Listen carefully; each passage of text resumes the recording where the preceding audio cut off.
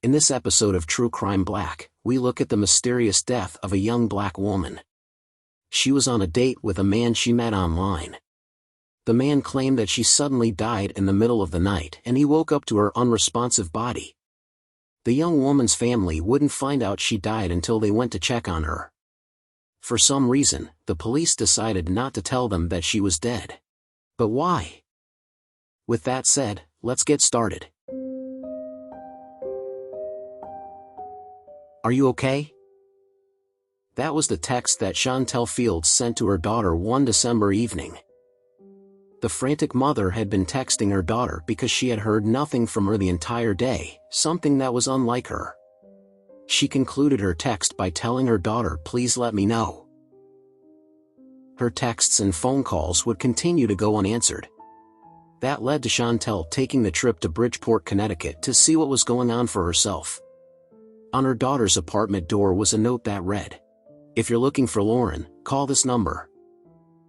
When Chantel called the number, she was quickly visited by the building's landlord. Sadly, he was bringing bad news with him. Chantel's daughter had been found dead the day before. For some reason though, the police never informed the family. That would be just one of the instances throughout this case that the actions of the authorities would come into question. This is the case of Lauren Smith Fields. At just 23 years old, Lauren Smith Fields was beginning to move forward in her life. She was a student at Norwalk Community College in Connecticut. Lauren's ambitions were on full display at all times. She had dreams of becoming a successful physical therapist and took her education very seriously. Socially, Lauren was loved. She was known to have a bubbly and outgoing personality. She loved engaging in the latest fashion trends, traveling to new places, and spending time with her family. Lauren was also beginning to date while she was away at college. She downloaded the popular dating app Bumble and began meeting different men in the area. At one point, she came across the profile of 37-year-old Matthew LaFontaine. The two of them would chat for several days before agreeing that they wanted to meet in person. On December 11, 2021, Lauren invited her new romantic interest to her apartment. That night at her apartment, the two took tequila shots, played games, and were watching a movie when there was an interruption.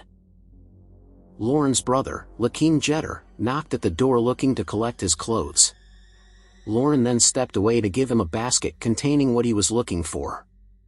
According to the incident report, before returning to the living room area, Lauren went to the bathroom for about 10 minutes. When she returned to the couch, she fell asleep during the movie that they were watching. Matthew then claims that he picked Lauren up and carried her to her bed. He then laid down beside her and fell asleep as well. At around 3 a.m., Matthew says that he woke up to use the bathroom and saw that Lauren was still asleep and snoring. Matthew wouldn't wake up for another 3 hours. When he did, he discovered something tragic. At 6:30 a.m., Matthew awoke to Lauren in a concerning state. He claims that she was lying on her right side, blood was coming out of her right nostril onto the bed, and she was not breathing. He then called the police. Carla Ramel was the first responder on the scene. She recalled just how frantic Matthew was when she arrived. According to her, he was trembling and visibly shaken. Ramel went to the bedroom and found Lauren lying on her back on the floor of the bedroom. Lauren wasn't breathing and had dried blood around her right nostril. When the police arrived, they questioned Matthew regarding what happened that night. After concluding their interview with him, they decided on the spot that he played no role in Lauren's death. Before leaving the scene, they took Lauren's phone, keys, passport, and $1,345 in cash that she had in her apartment. At no point did they notify her family. On December 13, 2021, Chantel Fields was attempting to reach her daughter. Lauren had made plans with her family to host a Christmas dinner and Chantel wanted to firm up the plans. But she was unable to get in touch with her that entire day. Due to her growing concern, Chantel and Lauren's brother drove to her apartment in Bridgeport, Connecticut. The very first thing they saw when they got to Lauren's door was a note. It read, "If you're looking for Lauren, call this number." Chantel called the number and was connected to Lauren's landlord. He informed her that Lauren had been found dead just the previous day. I started panicking. All I could do was just stand there, like if I was frozen. I could not believe what he was telling me, that my baby was gone. Chantel told the New York Times. Chantel and her son then called the police detective assigned to the case. According to them, they got in touch with Kevin Cronin, one of the detectives working the case. They claim that he was extremely rude and dismissive. At one point, he told them to stop calling him. Then he hung up on them. The correspondence with the police would continue to be frustrating for the family. The family was eventually able to get on the phone with a police officer who was willing to talk to them. That police officer informed them that Lauren had been on a date with a man when she died. Oddly, they spoke highly of his character in an attempt to assure the family. "My son talked to him and he was asking him what happened," Chantel said. Cronin said that she met a white guy on Bumble, but don't worry about that, he's a really nice guy. Chantel and her son informed the police that they were outside Lauren's apartment and wanted someone to come down so that they could go through the crime scene and collect Lauren's belongings. They waited around for a long time before they accepted that no one was coming. They decided to go inside the apartment themselves. Inside, they found something that would bring about further suspicion of the investigators. While police had confiscated Lauren's various items, there were some things that they inexplicably left untouched. Despite these discoveries, police reportedly still failed to submit the evidence to forensics. And it wasn't until the end of January that they opened a criminal investigation into Lauren Smithfield's death. That was more than a month later. 6 weeks after Lauren's death, the chief medical examiner released her cause of death. It was listed as acute intoxication due to the combined effects of fentanyl, promethazine, hydroxyzine, and alcohol. The medical examiner concluded their report was saying that Lauren's death was accidental.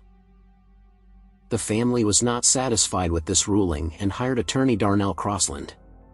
They were working with him to sue the city of Bridgeport for failing to properly investigate the circumstances surrounding the young woman's death.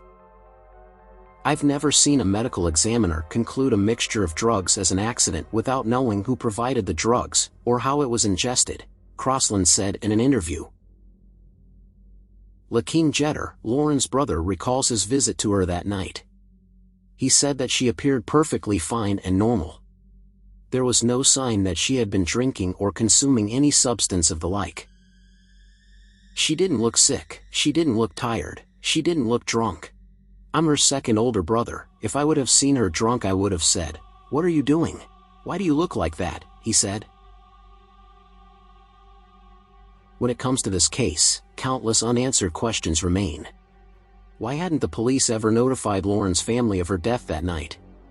Why had the man who was with her when she died been immediately dismissed as a person of interest? Why had no real evidence been taken from the scene? For those who were fully immersed in the case at the time, there was another question that came up frequently. Would Lauren's case have been treated differently if she wasn't a black woman? Lauren's case barely got any media attention and the police appeared to not be working with the family to find answers. Some have pointed out that if Lauren was instead a young, attractive, wealthy, white woman who had turned up dead on a date, there would be a lot more attention paid to her case. "I believe wholeheartedly this would have never happened if it was an affluent white family's daughter," said Maria Pereira, a city council member who represents Lauren's district. While Bumble works alongside the authorities in investigations, they are not the ones that initiate that collaboration. The police need to be the ones to reach out. A spokesman for the company said, however, that law enforcement had not requested any user data in this case.